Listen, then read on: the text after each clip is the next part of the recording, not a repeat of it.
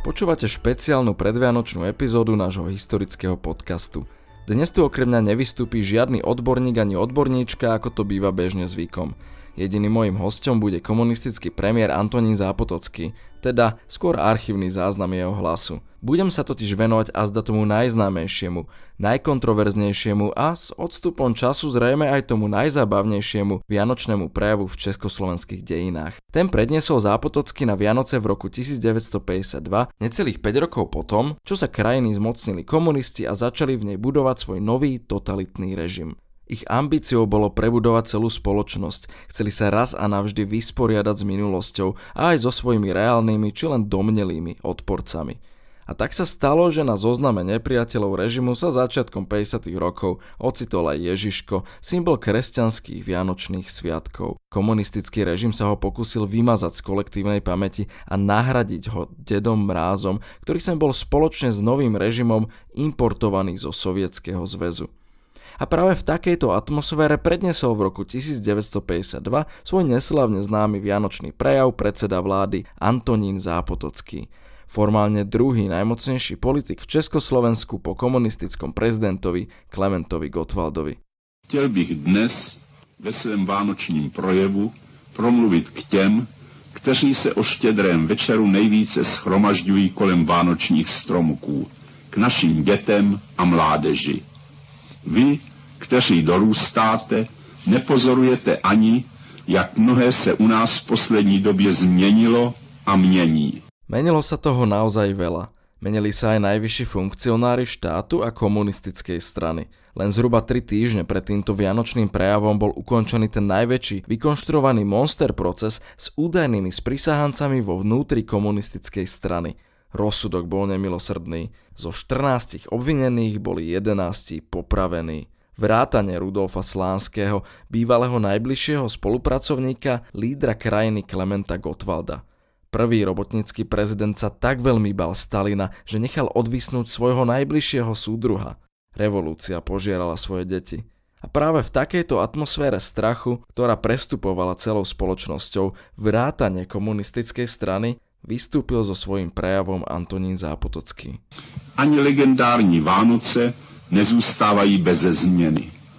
Září sice dále vánoční stromky, čekají se dárky, ale mizí už jeslíčky, které dříve bývaly nezbytným doprovodem vánočních svátků. Jesličky s malým Ježíškem musely být dříve o Vánocích v každé domácnosti. I když jsme je museli, vystříhané z papíru, zapíchat jen do mechu za okny. Malý Ježíšek, ležící ve chlévě, na slámě, vedle volka a oslíka, nad chlevem zářící betlémská hvězda, to byl symbol starých Vánoc. Proč? Měl připomínat pracujícím a bědným, že chudí patří do chléva. Když se mohl ve chlévě narodit a bydlet Ježíšek, proč byste tam nemohli bydlet vy? Proč by se tam nemohli rodit vaše děti? Tak mluvili k chudým a pracujícím, bohatí a mocní. Proto také v době kapitalistického panství, kdy bohatí vládli a chudí se dřeli, pracující na mnoze ve chlévech bydleli a jejich děti se tam rodili. Takto vysvetľoval predseda vlády deťom, prečo by už nemali oslavovať Ježiška. Ten sa z roka na rok stal symbolom kapitalistického útlaku, symbolom chudoby a hospodárskej poroby, v ktorej predtým držala vládnúca buržázia proletariát. Kresťanská ikonografia sa zrazu zmenila na nástroj hrstky vykorisťovateľov proti mase vykorisťovaných, buržázie proti proletariátu. Ježiško v jasličkách sa stal žalárnikom pracujúcich. Preto ho bolo treba ako symbol starých čias vymazať z kultúry a nahradiť ho novým symbolom, vhodnejším pre nastávajúcu socialistickú epochu, sovietským Dedom Mrázom. Nastali mnohé převraty. Ježíšek vyrostl, zestaral, narostly mu vousy a stává se z něho Děda Mráz. Nechodíš nahý a otrhaný, je pěkně oblečený v beranici a kožichu. Nazí a otrhaní nechodíš dnes také naši pracující a jejich děti. Děda Mráz přijíždí k nám od východu a na cestu mu září také hvězdy. Nejen jediná betlémská, celá řada rudých hvězd na našich šachtách, hutích, továrnách a stavbách. Ježiško vyrástol, zostarol, narastli mu fúzy a stal sa z neho Dedo Mráz. Asi nikoho neprekvapí, že toto je tá najznámejšia a najcitovanejšia veta celého prejavu. Do dejín sa zapísala svojou absurdnosťou a prvoplánovou ideologickosťou. Dobre na nej vidieť, ako sa komunisti snažili nahradiť vianočné sviatky novým obsahom a dať im vlastný marxisticko-leninský rozmer. V komunistickej strane si totiž uvedomovali, že Vianoce nemôžu zrušiť úplne a preto sa im snažili dať aspoň iný obsah. Vymenili preto hlavnú postavu a ich náboženský význam prekryli oslavou socialistických ideálov. U ľudí sa to však nestretlo s úspechom.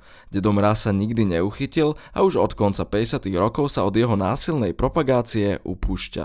A ako objasňujú v knihe České Vánoce historici Petr a Pavilína Kourovi, ľudia doma ďalej slávili Mikuláša a Ježiška, aj napriek oficiálnej propagande. Preto ako symbol dokázali prežiť až do dnešných dní. Je nutno mít již od malička stále na paměti.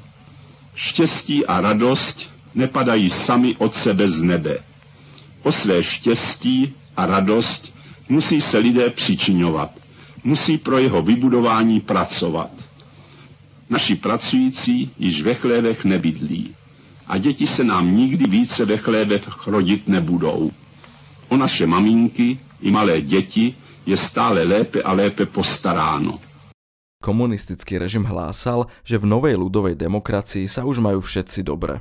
Preto boli počas sviatkov zakázané vianočné koledy, ktoré vyzývali ľudí k štedrosti. Režimu vadili aj piesne s tzv. Žobravým podtónom. Charitatívny rozmer Vianoc bol totiž neprípustný. Ľudia mali predsa v novej spoločnosti všetkého dosť, nemuseli žiadať viac od svojich spoluobčanov. Komunisti dokonca v roku 1951 zrušili aj príspevky na darčeky, ktoré boli predtým obľúbenou formou sociálnej pomoci slabším. Napriek oficiálnym vyhláseniam sa československá ekonomika ani po 7 rokoch od konca druhej svetovej vojny nedokázala stabilizovať a vrátiť do normálu. Do normálu sa vlastne v novom štátom plánovanom hospodárstve ani vrátiť nemohla. Mnohé potraviny boli stále na príďal. Krízovú situáciu v hospodárstve sa rozhodli vyriešiť komunisti veľmi typicky. Pol roka po tomto vianočnom prejave v júni 1953 prebehla neslávne známa menová reforma. Tá býva často označovaná ako lúpež storočia. V skratke, aby režim stabilizoval hospodárstvo, prišiel s novou menou a občanov donútil, aby si vymenili svoje staré peniaze za nové v extrémne nevýhodnom kurze. Inak povedané, obral ich o všetky úspory. To viedlo k demonštráciám po celej krajine. Ľudia boli z pochopiteľných príčin nespokojní. Známe je najmä otvorené povstanie v Plzni. Túto menovú reformu pripravovala práve vláda Antonína Zápotockého. Pravdepodobne už aj v týchto vianočných chvíľach. Musíme si být však vědomi, že to, co jsme udělali, není zdaleka vše, co ještě musíme udělat. Na tomto budování se musí všichni svou tvůrčí prací súčasnit. Proto dnes, v radostný den vánočních svátků, slibme si. Slibme našemu osvoboditeli, příteli a učiteli soudru Stalinovi. Možno sa pýtate, prečo premiér suverénnej krajiny vyzýva svojich občanov a ešte počas vianočného prejavu, aby sľubovali niečo lídrovi inej krajiny. Treba si uvedomiť, že komunistická strana Československa fungovala ako filiálka, pobočka sovietských komunistov, ktorým neohrozene vládol Stalin. Ten okolo seba vytvoril kult osobnosti, čo sa ponášal na náboženstvo. Jeho meno sa oslavovalo v Bratislave a Prahe s rovnakou pompou ako prezidenta Gottwalda, ak nie s ešte väčšou.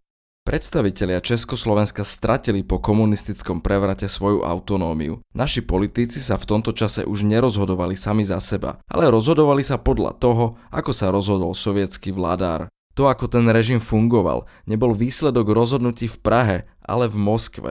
Krajina sa vo všetkých oblastiach politického aj spoločenského života sovietizovala. A ak by vás zaujímalo, ako je to vlastne možné, práve o tejto téme mi nedávno vyšla nová kniha. Jej názov je So Sovietským zväzom na večné časy. Československo v područí Stalina. Link na ňu nájdete v popise tejto epizódy. No a ako napoveda už je názov, zaoberám sa v nej práve procesom sovietizácie našej krajiny a tým, ako sa jej zmocnili komunisti. A prečo im v tom nedokázali demokrati zabrániť. No a keď už počúvame prejav súdruha Zápotockého, rád odporúčim aj jeho najnovšiu biografiu od môjho českého kolegu profesora Michala Stehlika, ktorého môžete poznať z populárneho podcastu Přepište dejiny. Link dám tiež do popisu. Ale teraz sa už vráťme späť k najznámejšiemu a najabsurdnejšiemu vianočnému prejavu minulého storočia. Slibme našemu prezidentu, soudru Gottwaldovi, všichni my, velcí i malí, že se budeme starat každý ze všech svých sil, abychom své pracovní schopnosti ve školách, závodech i v kancelářích a na každém pracovním místě rozvíjeli tak, aby úkoly, vytýčené pro poslední rok Gottwaldovy pětiletky, byly do příštích Vánoc na všech pracovištích splněny.